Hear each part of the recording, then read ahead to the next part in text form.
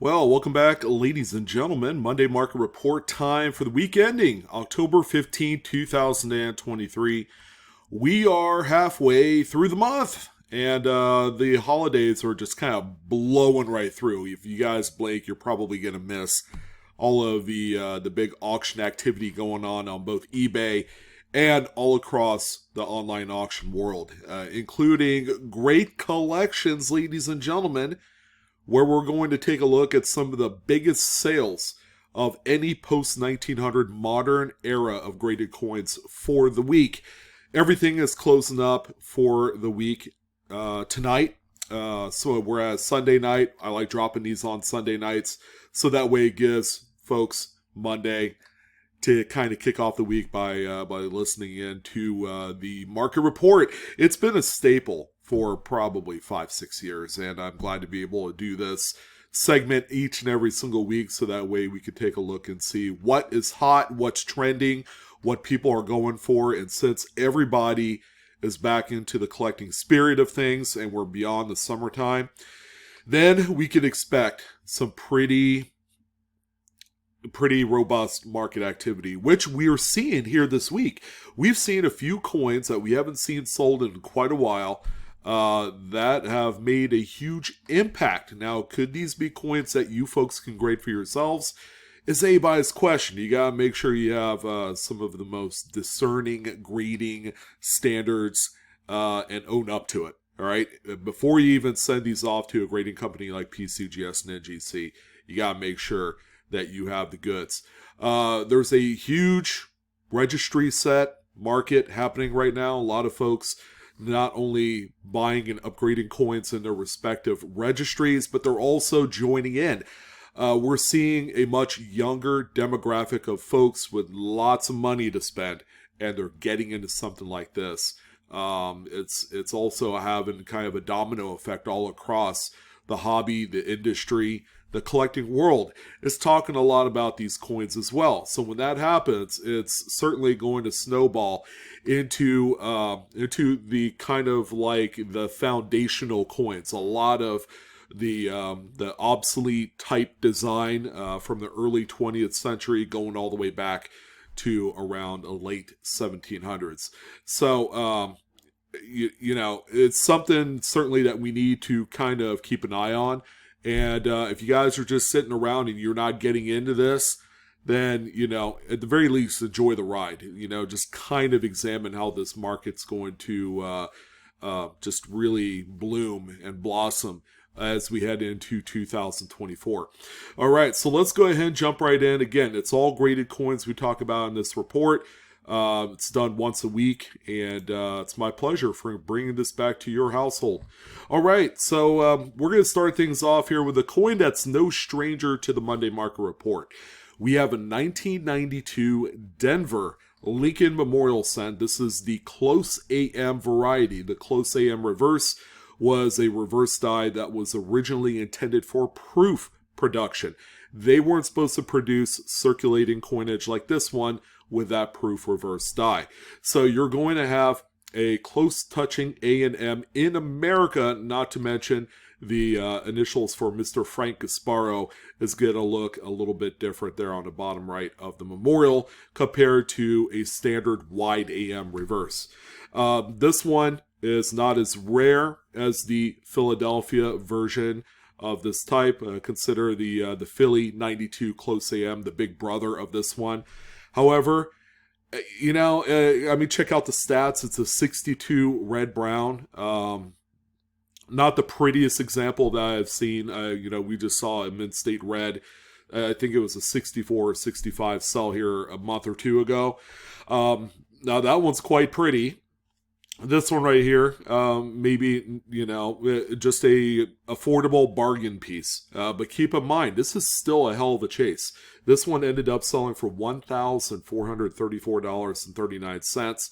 This one truly looks like it's a fresh find out from circulation. So they're still being found out there. And it still represents a big treasure hunting opportunity for those of you that like to go through bankrolls. All right, the next one that we have here and the subsequent coins after this one are all registry set premier examples. Okay, we have this 1954S, and this is going to give you a little bit of perspective on what a 68 grade does to a coin of this age. It is huge. This one right here, 68 red, San Francisco minted Lincolns of the 50s are generally very well struck, and they exhibit the best amount of luster compared to Philadelphia and Denver minted coins of the same decade. So this one right here, no big mistake seeing this one on Great Collections. They are kind of like the powerhouse of the registry set market. This one right here, top pop grade as well, sold for $14,072.62, and the mint did produce a healthy round of 54S's. It's not rare at all, and BU rolls can be had today for right around $20. So you could certainly search through a BU roll in the pursuit of a top pop registry level coin like this one and really cash in. The next one that we have here, again, throw this one into the mix of just powerhouse registry set coins. We have a 41S this time around. PCGS Mint State 68 red. Now, we are over a full decade earlier compared to the 54S. And how does that affect values? Well, this one in a 68 looks phenomenal. Again, we're carrying on this tradition of just very nice, well-struck San Francisco coins during the 40s, and especially during the wartime era. They just look pretty good compared to Philadelphia and Denver's. Top pop grade again. This one sold for $11,812.50. A couple of really, really big five-figure coins kind of headlining the good old Monday market report like a fresh purchased, I guess, corduroy pillow, right? Because they're making headlines.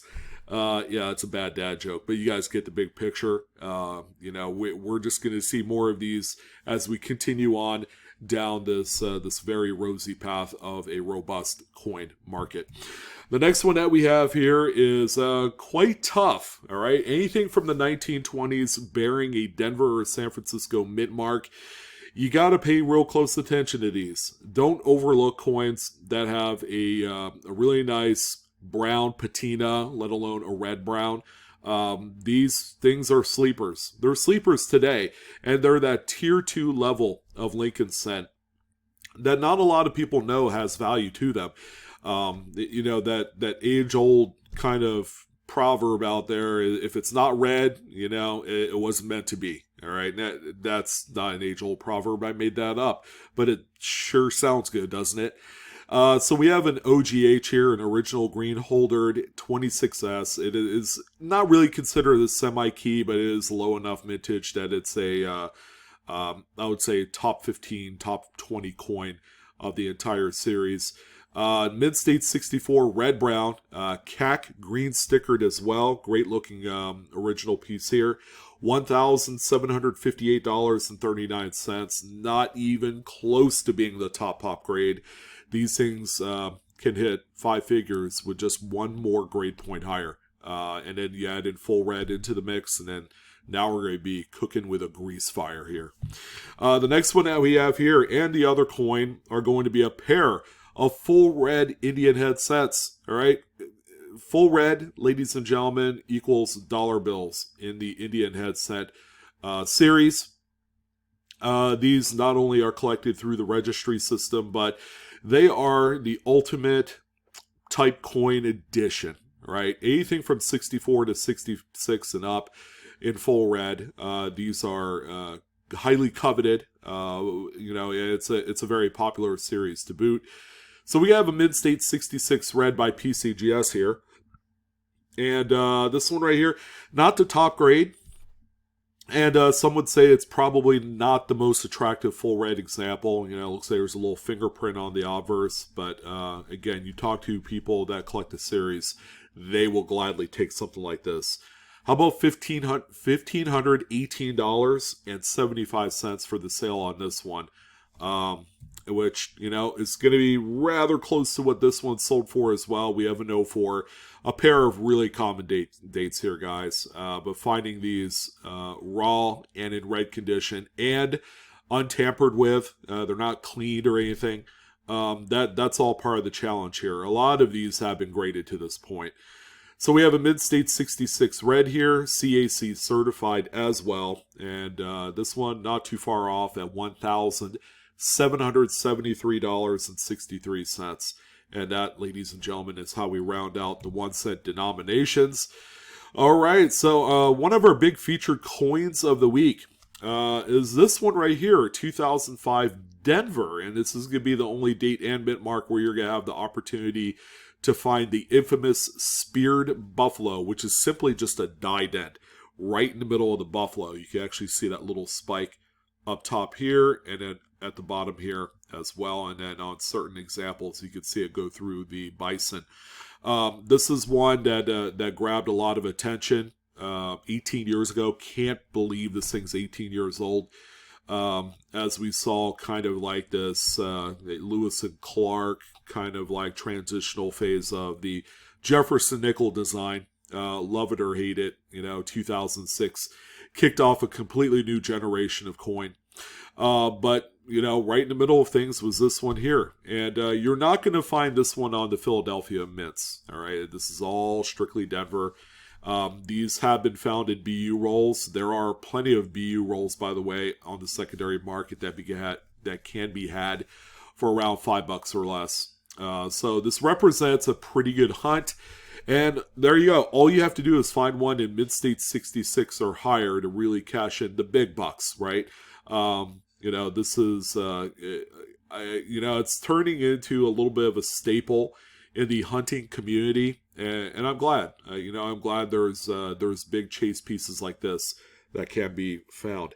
So this coin in the 66 PCGS slab ended up selling for $2,475, which is one of the biggest price tags I've seen of this coin.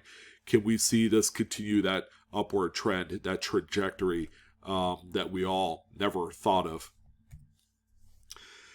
Now for the standard regular Buffalo nickels, we have a couple really nice ones here. They're all of the more, I guess, modern dates, you know, the more widely available types, like the 38D. And this is also a really nice repunch mint mark. It's the D over D Buffalo nickel. So, some of you that collect into the series are very familiar with this one.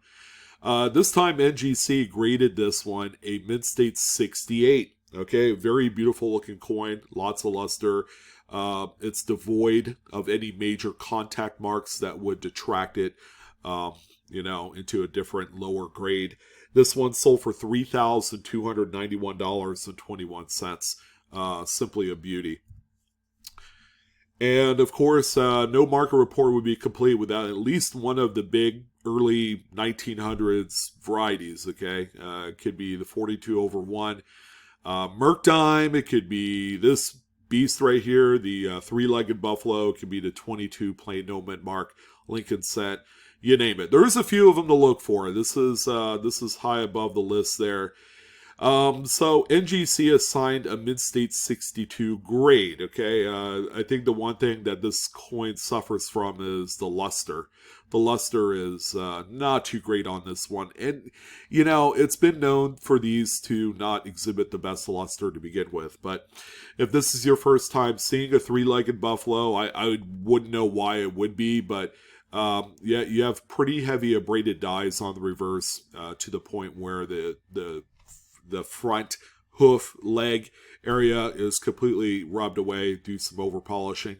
And then that back leg as well, showing a considerable amount of weakness. And the third leg, right where the leg connects to the hoof, shows some abrasion as well. All right, so there's a lot to love here with this coin. And it's 62, very nice sale at $2,925. And, this one appeals to all folks and all collectors.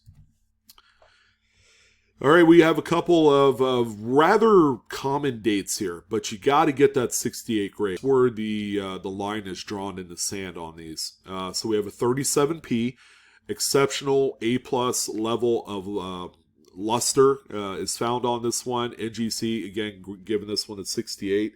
How about a $2,273.62 sale? Not the finest known, believe it or not. There is one, I believe, a half a point grade higher. There might even be a 69 to this one, which is kind of impossible to look for if you're trying to find one raw, but still a really pretty one. And of course, we have a 36 here, also earning a really nice 68 grade by NGC. This one and the previous coin were probably in the same collection. So, there's no loss of strike on these. They are exceptional, well done pieces. If you're looking to add one on an affordability scale, a 36 or a 37p, you could buy one in mid-state condition for under $50. But to be able to find one that's as immaculate as this one, some would say it's damn near perfect, I guess, but just a really, really nice piece. And $4,680 was the final hammer on this bad boy. Okay, we did have a few dimes featuring a lot of Mercury dimes. That I didn't talk about it at the beginning of the report video, but you guys noticing a trend here? There's a lot of classic sales. All right, those old obsolete types, Buffalo nickels, earlier Lincoln cents, Indian head cents. Now we're looking at Mercury dimes. Didn't have much in the way of Roosevelt dimes to speak of. I think the most expensive coin this week or the last few weeks was simply just a few $100s. All right, so this time we have a coin that we've talked about quite a lot. The Micro S45 Mercury dime is not rare at all. But how about one with this crazy archived toning on this one? It's probably the perfect love story of an original, well-loved design, created and morphing with this color, which gives it all the age it needs. All right, toning, tarnish, whatever you want to call it, gives age to a coin. And those collectors that open up their wallets to just shovel a bunch of money at these things, they prefer the originality, the toning. It doesn't matter how mild or how crazy it is. So this one right here is sold for $1,887.63. Again, really, really pretty. There are examples of this Micro S with full bands, so that's kind of like that differentiator as to what separates one that's sold for this amount compared to one that sells for 5 figures. Here's a 44D. This is probably leaning more toward the less desirable eye-appealing toning type. But again, we're talking about originality here. And such a phenomenal grade. 68 plus, full bands. And if you think that grade in itself is crazy, it's also CAC certified. So an independent third-party company agreed to the eye appeal and the grade level of this coin, all right, and that is just simply unheard of at this high level of classics like this. So this one sold for $3,600. Such a pretty coin, very, very nice. Here's a 41S. We know this day to be a little bit tougher on the strike department. Most San Francisco coins of the Mercury dime, Walking Liberty series, they kind of suffer from that same fate. This one, however, was someone got lucky and got a 68 full bands grade on this, and it looks every bit that. It's a very nice full bands example. This one sold for $2,940.75. Very nice classic early type. And a 39D, again, with that just simply luscious toning to go along with a coin that's a little bit more tougher to find at these ridiculously plateaued grade levels. Again, we're talking about another 68 plus full bands, CAC green bean sticker as well. And it sold for $4,263.75. Great eye-appealing piece. But the biggest dime of the week has to be this 1918 Philadelphia. It's a more common date of teens, Mercs, and that's fine. But finding one in this state of preservation is next to impossible. Let's see, Mid-State 67 full bands assigned by PCGS, and this one right here ended up grabbing a $14,737.50 sale price. Just really, really stupendous. All right, we do have a few quarters to talk about. One really nice $half, so strap in your belts here. 1952S, again, with the original toning on there, whether you love it or hate it, try and reserve your right, I suppose, to dip this in a good old jewelry cleaner, because you could easily sell it and then buy whatever you want. The toning adds a whole level of premium that to some people is just unheard of. Mid-State 68, well in bed, got a few brownie points for the eye appeal. And this one here sold for $3,093.75. 51S. Now this is one I could get behind, and it's the way that this one is set up. You have a blast white reverse, you have the colorful obverse. This one looks like a roll ender. All right, it's just plain and simple. This was a part of a BU roll. NGC this time, the grader on this one at a 68 grade, and it sold for $1,779.75. Again, a lot of that is toning. Here's also a 39 Philly in a monstrous 68 grade, and also a CAC green bean as well. This is going to make any Washington Quarter Registry set owner incredibly happy to own. And this one sold for $2,936.26. But when you add the last coin here, a 37 in the same grade, keep in mind, we just looked at a 39 in a 68 grade CAC green sticker. We have one without a CAC green sticker, but it still has the 68 grade. This is a incrementally much more rarer coin in a 68 compared to that 1939 we just looked at. And because of that, the collectors and the registry set folks know that this one ended up selling for $11,912.62. There's just a huge gap, but you have to look at the pop figures as well. There's just not as many of this particular date in a 68 than there is a 39. And the final coin for all of you, kind of like junior cherry pickers, right? If you want to have a real shot at a big dollar coin, a big dog coin, go ahead and search through some of those early 60s sets. Because boy, oh boy, you could knock it out of the park with any one of the Franklin $half. If you grab one with frost that looks anything remotely close to what this one is, plus incredibly drippy, just the fields have all of the stuff on this one. This one is probably the cleanest, most perfect example I have seen in recent memory. Proof 69 Ultra Cameo has it all. NGC graded. I don't think there's a 70. This is it. This is the top grade here. So it was no surprise whatsoever when I learned that this one ended up selling tonight for $14,907.38. And keep in mind, let me reiterate, this is a coin that you could cherry pick out of a proof set that customarily sells for about $30 to $35. All right, so if you're at a coin shop or a coin show and you find one of these proof sets at this particular level with all the frost and those black fields, I would not shy away from grabbing my wallet ASAP, because this is going to be the one that'll make your year. And 69 grade seems like a very high grade, but if it's that clean and it is a proof strike, you gotta give this one a little bit of faith that it will grade that high.